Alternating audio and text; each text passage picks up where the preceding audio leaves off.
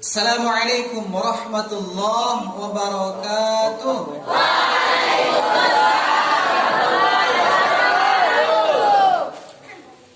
Pokoknya pokok NW NWDI. Apa artinya Fastabiqul khairat?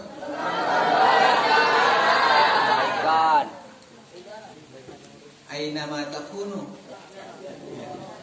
Fastabiqul khairat ya. Berlomba-lomba dalam kebaikan. Alhamdulillah wa syukrillah.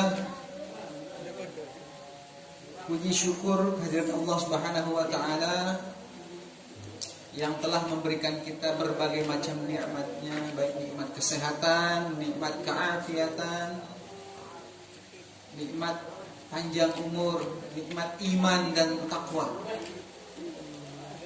Dengan iman, dengan nikmat-nikmat itu alhamdulillah pada pagi hari yang sangat mulia ini, di hari yang sangat mulia ini, kita dapat melaksanakan, kita dapat berkumpul dalam rangka memperingati momentum 1 Muharram tahun baru Hijriah 1443 Hijriah. Mudah-mudahan apa yang kita laksanakan pada pagi hari ini mendapatkan berkah dari Allah Subhanahu wa taala. Amin. Amin ya rabbal alamin.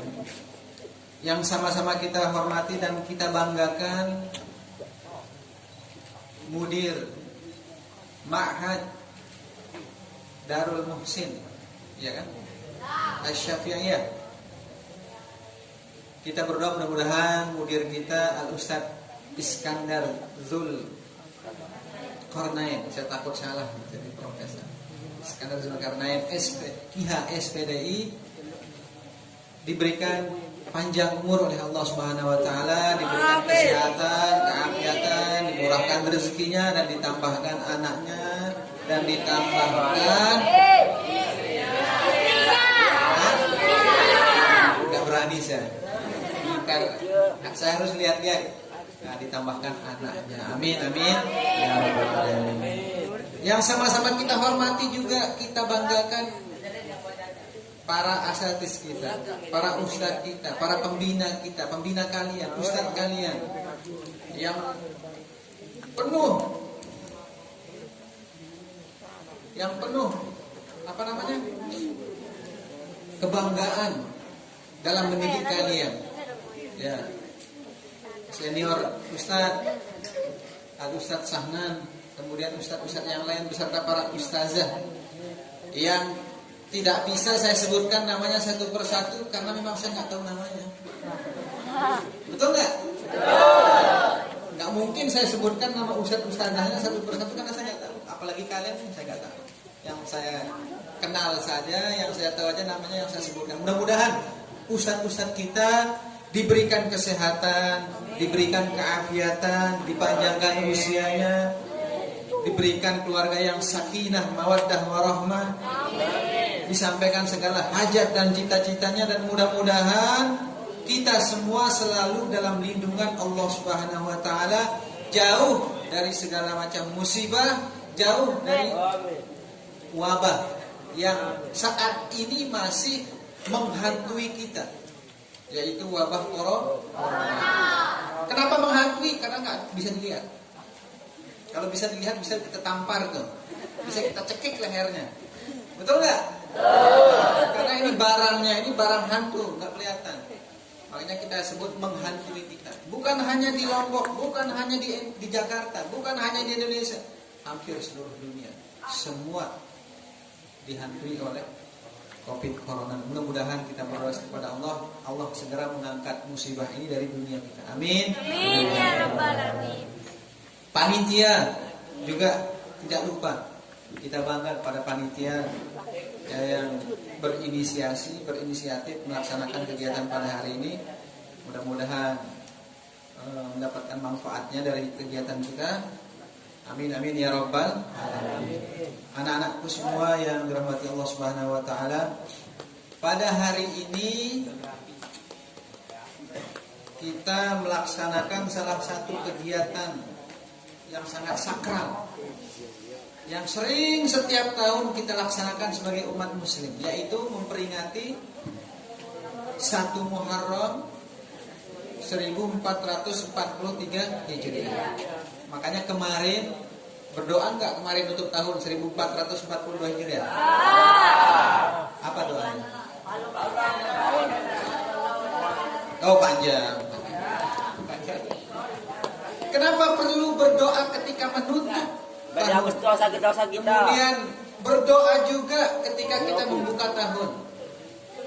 Harapan kita pada tahun 1442 Hijriah yang sudah lewat, Allah terima semua amal ibadah kita, semua amal soleh kita, semua aktivitas kita. Dan kita berdoa semoga Allah membuka lembaran 1443 Hijriah lebih baik daripada tahun sebelumnya. Yang sebelumnya masih hafalannya setengah juz, nggak naik-naik. Justru yang naik dari 1 piring menjadi 2 piring. Nah, ini harus berubah karena momentum tahun baru itu adalah berubah. Restorasi kata orang Nasdem. Restorasi. Berubah. Kalau nggak berubah percuma kita bertahun baru. Kalau yang tahun kemarin masih hafalannya, kalau ngapalnya hanya 1 ayat, one day one ayat, hanya 1 ayat, tambah one day, 1 ayat, masih bagus. One day 3 ayat atau berapa? Nah itu berarti berhasil ngadain tahun baru Hijriah. Itu yang kita harapkan. Makanya kita berdoa supaya kemudian tahun baru ini lebih baik. Semangat kita, spirit kita dalam belajar harus lebih meningkat. Spirit kita dalam mengajar juga harus lebih meningkat, lebih semangat. Mudah-mudahan ya, adik-adikku semua, apa yang penting saya sampaikan pada saat ini, pertama, Muharram. Kenapa bulan Muharram itu dipilih menjadi pembuka kalender Hijriah? Ada yang bisa menjawab nggak? Wah ini tadi, coba apa? Kata dia apa? Karena keteknya lagi gatal atau gimana? Oh dia olahraga. Kenapa dipilih bulan Muharram sebagai awal? Kalau dalam bulan Masehi kan Januari. Kalau di bulan di kalender Hijriah adalah Muharram. Penetapan kalender Hijriah itu terjadi di zaman sahabat. Jadi produk kalender Hijriah itu adalah produk bid'ah. Tahu bid'ah kan? Ya. Apa itu bid'ah? Sesuatu yang tidak ada di zamannya Nabi. Jadi adanya kalender Hijriah ini pada saat atau di zaman Khalifah Umar bin Khattab radhiyallahu anhu. Ingat ketika kita menyebut nama sahabat, maka apa yang kita sampaikan?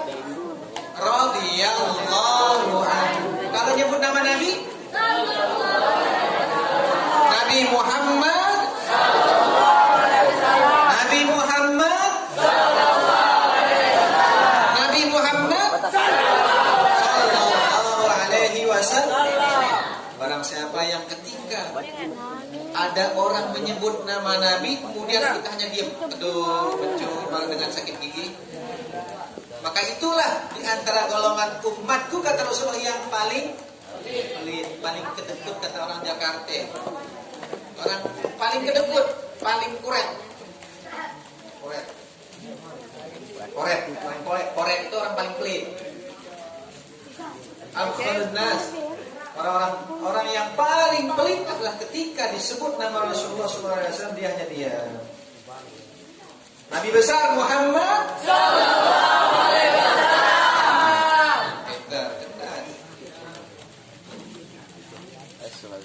Sahabat Nabi Sayyidina Umar radhiyallahu anhu. Sahabat Nabi Sayyidina Ali spesial for Sayyidina Ali adalah mendoakan karramallahu wajhah. Semoga Allah memuliakan wajah. Kenapa khusus Sayyidina Ali karramallahu wajhah? Kata ulama salah satu penyebabnya adalah karena Sayyidina Ali itu tidak pernah melihat kemaluannya. Tahu kemaluan nggak? Apa itu kemaluan?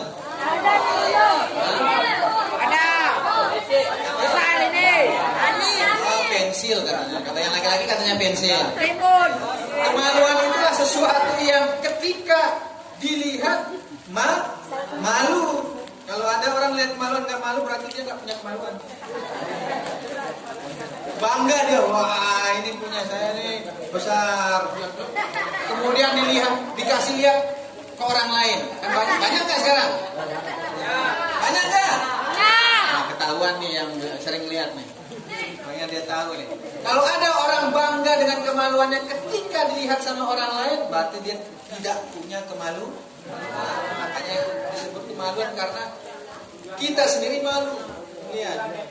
Makanya kalau mandi rame-rame jangan telanjang. Mandi rame-rame dari sini. Oh, nggak boleh. Anak santri nggak boleh. Jadi kalau ada temannya mau buka celananya, kaltak. Nggak boleh gitu. Anak santri itu kan tutup aurat. Betul nggak? Karena itu kemaluan sama yang menutup aurat. Sayyidina Ali itu katanya tidak pernah melihat kemaluannya sendiri. Nah, sendiri. Kalau kita pernah kita nggak ngeliat kemaluan. Ada nggak waktu nyuci kemaluannya merem? Merem nggak ada. Nah beliau ini mampu tuh. Makanya disuruh karramallahu wajhah. Salah satu pendapat. Makanya dimuliakan wajahnya. Khusus untuk Sayyidina Ali karramallahu wajhah. Kalau yang lain radhiyallahu anhu. Nah ini hal-hal yang seperti ini harus kita pahami, harus kita tahu sebagai santri anak pesantren. Sayyidina Umar radhiyallahu anhu ketika itu menulis surat. Jadi sahabat Sayyidina Umar inilah salah satu sahabat yang termasuk khalifah yang berapa? Khalifah yang ketiga. Khalifah yang keempat. Khalifah yang kedua. Nah, ini kayak burung beo ikut. Kalau salah jangan ikut. Sekalipun yang nyampein tuan guru, kalau salah jangan ikut. Khalifah yang kedua pindah. Khalifah yang kedua setelah khalifah yang Khalifah yang pintar. Sebelum khalifah yang kedua. Sebelum khalifah yang tiga. Ya, khalifah yang kedua setelah khalifah yang pertama. Siapa nama khalifah yang pertama? Ada Abu Bakar As-Siddiq. Siapa khalifah yang ketiga? Sayyidina Utsman bin Affan. Siapa khalifah yang keempat? Siapa khalifah yang kelima? Setelah khalifah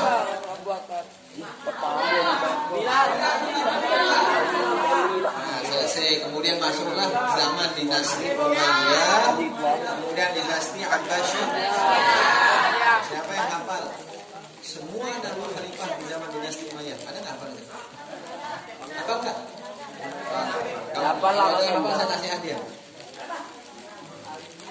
Saya kasih hadiah Monas. Oke. Nih dengar sejarahnya ya. Sejarah kenapa sahabat Umar radhiyallahu anhu menetapkan bulan Muharram sebagai awal bulan di kalender Hijriah. Ketika Sayyidina Umar radhiyallahu anhu menulis surat ke salah seorang raja. Di situ kan masih belum ada kalender Hijriah, dia menulis surat. Nah, ketika kemudian beliau mengirim surat, Sayyidina Umar diprotes. Kenapa? Karena dalam surahnya itu beliau itu menulis surat istilahnya surat buta. Terus surat buta nggak? Surat buta itu surat yang nggak ada keterangan tahun, hari, ya, bulan. Contoh kalau kalian menulis surat ke pacarnya, tapi nggak boleh pacaran. ketika beli surat ke mana, ke sekolahnya, tiba-tiba saya izin Pak Pak Guru tidak masuk, hanya itu, kemudian nggak ada harinya, nggak ada tanggalnya, nggak ada tahunnya, itu diterima boleh? Terima nggak? Nah, ini jangan-jangan surat nggak jelas dari mana ya? Suratnya surat nggak jelas, hari, tanggal. Sayyidina Umar diprotes, ini mana tanggalnya, mana bulannya, mana tahunnya. Nah dari itulah kemudian Sayyidina Umar berpikir, kita umat Islam penting punya tahun, punya kalender hijriah. Akhirnya dikumpulkan sahabat. Nah disitulah kemudian Sayyidina Umar mengajak para sahabat, kira-kira kalau kita menyusun, membuat kalender hijriah itu bulan apa kita pakai untuk membukanya. Ada usul bagaimana kalau kita menggunakan bulan lahirnya Rasulullah SAW. Bulan apa Nabi Muhammad lahir? Oktober. 12 Rabiul. Bulan Rabiul Awal. Bagaimana kalau Rabiul Awal? Oh, diskusi dulu. Ada yang nggak setuju? Nah, bagaimana kita menggunakan bulan ketika Rasulullah wafat? Bulan apa Rasulullah wafat?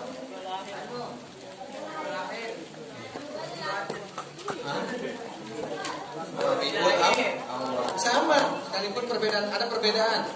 Jadi Nabi Muhammad itu lahir dan wafat di bulan yang sama. Terkait harinya terjadi perbedaan juga.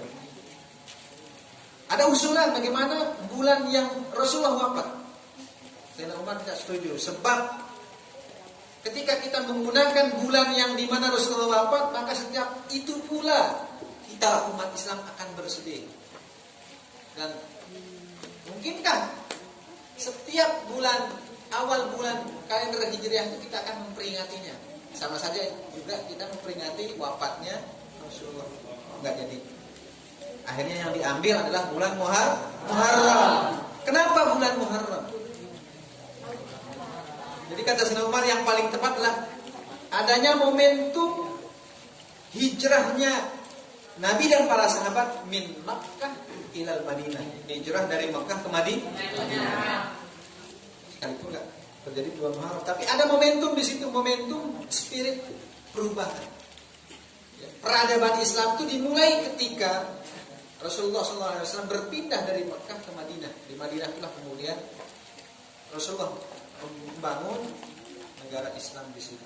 Peradaban Madinah. Makanya Madinah itu asal katanya Madana, mudun, Madinah. Mudun itu artinya tamadun, peradaban.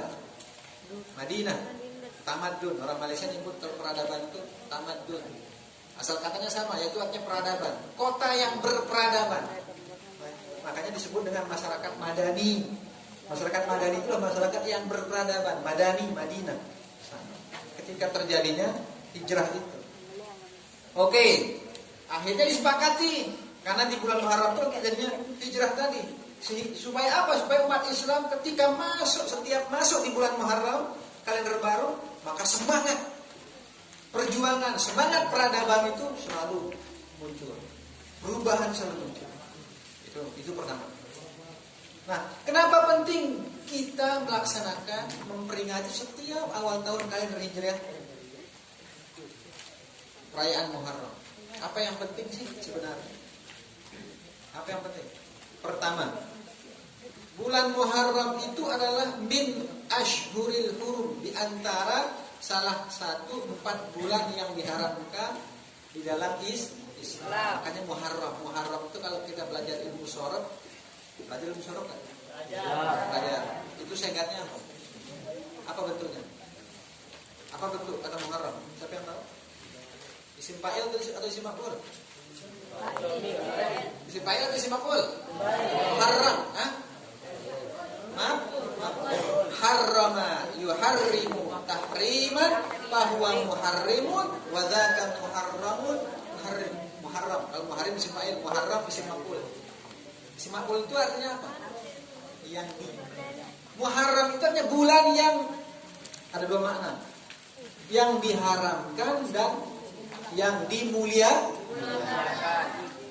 Jadi salah satu bulan yang 4 yang di mana di 4 bulan ini diharamkan. Diharamkan untuk apa? Diharamkan untuk terjadinya pertumpahan darah atau terjadinya perang. Karena orang Arab itu di zaman dulu itu hampir setiap bulan itu perang. Tidak ada perang di orang Arab itu yang terjadi dalam durasi waktu yang sangat singkat. Nah itu orang Arab itu memang karakternya persis seperti daerah tempatnya tinggal. Orang Arab itu tinggal di mana? Padang pasir. Padang pasir yang namanya pasir. Kalau orang gres ke? Apa itu gres? Pasir. Pasir. Kita ini tinggal di mana sekarang? Pasir, gres. Yang namanya pasir itu kalau ada angin cepat naik dan berhembus kan? Kemudian kalau sudah berhembus bisa nggak disatukan? Kan? Bisa nggak? Artinya, nih contoh keren. Nah, aku tiup ya. Kalau sudah menyebar, bisa nggak diambil lagi? Sekalipun bisa mungkin lama. Karakter orang Arab itu persis seperti tempat tinggalnya di padang pasir itu. Cepat. Seperti sumbu kompor. Makanya ada kelompok. Namanya kelompok apa yang cepat marah-marah itu? Sumbu api. Kalau ada orang cepat marah, cepat emosional, mudah tersinggung, berarti dia nih jenisnya manusia kompor gas. Kompor gas. Karena gas itu kan api itu tidak bisa mencium sedikit langsung cepat kebakar. Cepat terprovokasi. Dia nggak tahu ini informasi jelas apa nggak jelas, benar apa nggak benar, tidak tabayun, tidak klarifikasi, ngamuk ya. Badannya si baturnya, contoh orang baturnya ucok, orang ucok Asep dengan Sunda, namun ucok dengan bagian Medan, bagian Sumatera, orang apa namanya bukan. Batak. Bukan Batak. Ucok. Lamun Asep Sunda. Ya, jadi ya karakter orang Arab itu begitu tadi seperti pasir. Makanya kata peneliti itu karakter manusia itu tergantung di mana dia tinggal. Cepat marah. Ya, saling senggol sedikit. Perang, bukan hanya marah, perang. Saling untutin. Nah, yang sembarangan untutin batu pada perang. Antar satu suku nanti di tengah perjalanan gara-gara berebut lahan, perang. Gara-gara perempuan, perang. Dan perangnya itu bukan setahun 2 tahun, ratusan tahun. Itu orang Arab begitu perang. Makanya sekarang tuh di Syria itu perang. Nah, kalau sudah perang sulit berdamai. Seperti tadi, seperti pasir yang sudah berhembus, kalau mau diambil lagi sulit. Beda dengan karakter orang Indonesia. Orang Indonesia itu tinggal di mana? Di tanah liat. Tanah, yang namanya tanah liat itu sulit. Kalau ini sulit kan? Kalau seandainya pun kemudian kita pecah tanah itu, kalau mau disatukan gampang nggak? Tanah liat itu bisa dibentuk untuk bikin patung, bikin apa lagi? Bikin gerabah, bikin apa lagi?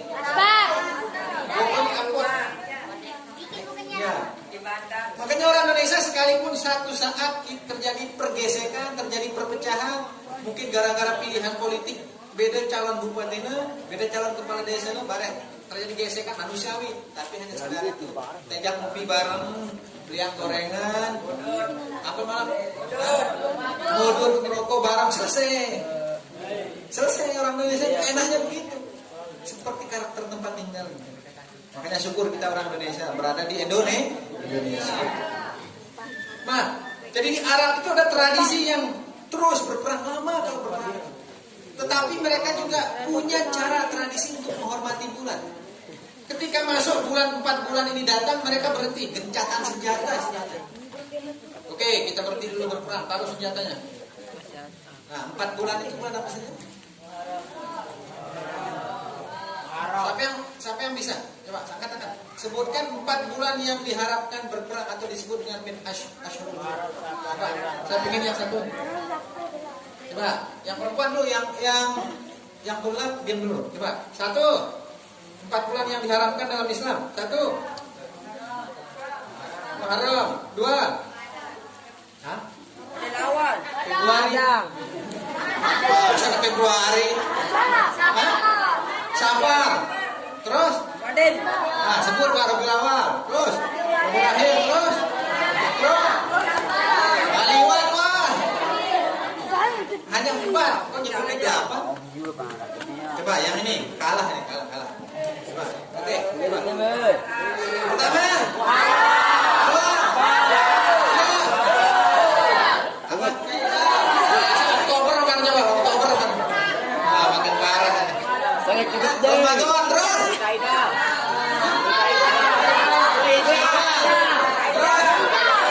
Udah lebih 10 ini, lebih parah.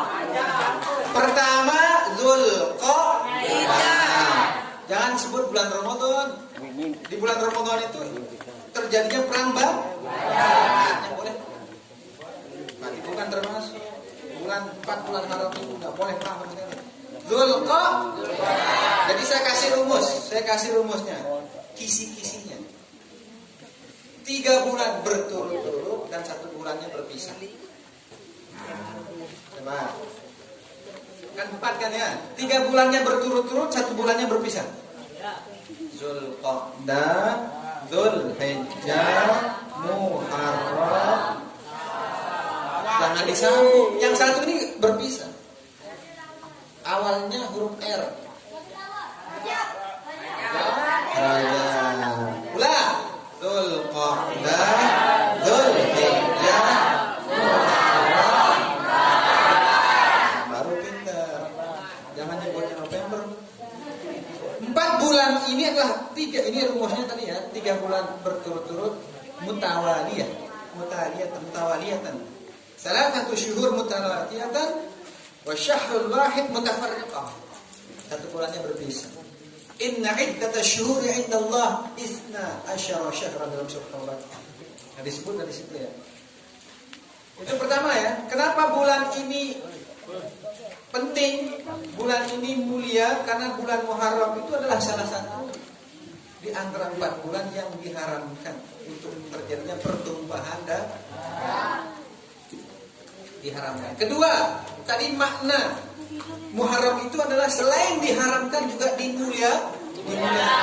Kenapa bulan Muharram dimuliakan? Bahkan menurut pendapat ulama, setelah bulan Ramadan, maka bulan Muharram itu duduk di posisi kedua, runner up. Bulan mulia setelah bulan Ramadan. Berarti ada sebabnya. Apa sebabnya? Pertama, di bulan Muharram itu banyak peristiwa penting terjadi. Siapa yang bisa menyebutkan di bulan Muharram itu satu peristiwa itu? 17 Agustus tahun 45. Nah, kebetulan 17 Agustus terjadi di bulan Muharram. Nah, coba siapa yang bisa menyebut peristiwa, salah satu peristiwa yang penting terjadi di bulan Muharram? Bernapas. Gempa bumi. Nabi Nuh alaihi salam diselamatkan oleh Allah Subhanahu wa taala di bulan Muharram dari terjadinya banjir bandang. Nabi Adam alaihi salam dipertemukan dengan permaisurinya Siti Hawa di bulan.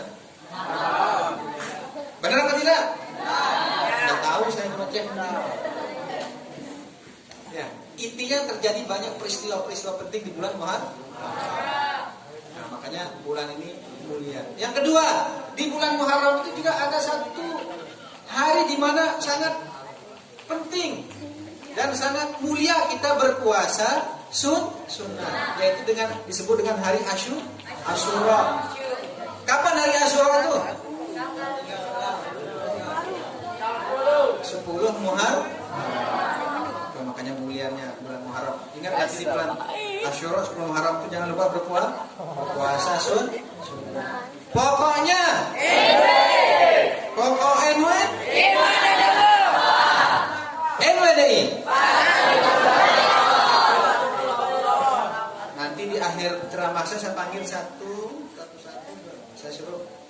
ulang lagi. Nah, makanya dengar, tulis, ya. Dengar, tulis.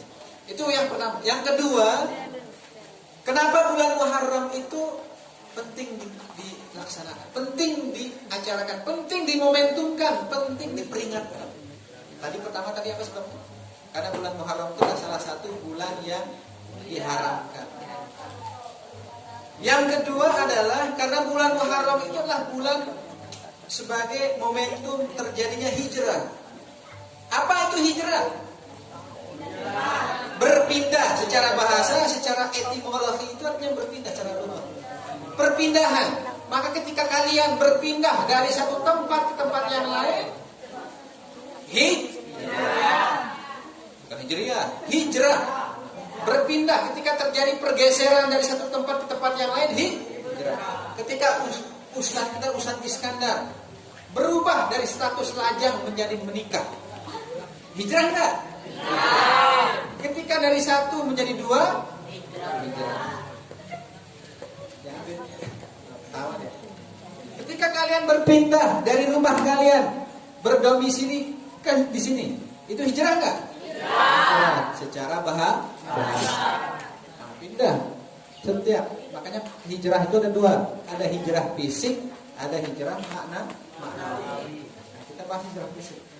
Ketika Nabi saat itu diintimidasi, disakiti, ditakwib itu diintimidasi, ditakut-takuti, diembargo oleh orang kafir ketika itu karena Nabi Muhammad mulai menyebarkan Islam dan orang kafir mulai satu persatu masuk Islam. Akhirnya apa? Diintimidasi, nggak dikasih melakukan jual beli, muamalah nggak boleh. Makanya Nabi kemudian mulai memerintahkan para sahabat untuk hijrah dari Mekah ke Madinah. Makanya ketika di tempat kita, ketika di keluarga kita, di situ tidak memberikan ruang untuk belajar agama, tidak memberikan ruang untuk beribadah, tidak memberikan ruang untuk berbuat baik, maka penting kita berhijrah. Makanya kalian ini kenapa sekolah di sini? Mau mengaji, belajar, menulis. Kenapa memilih pesantren? Ada ilmu. Kan bisa nyari pengalaman.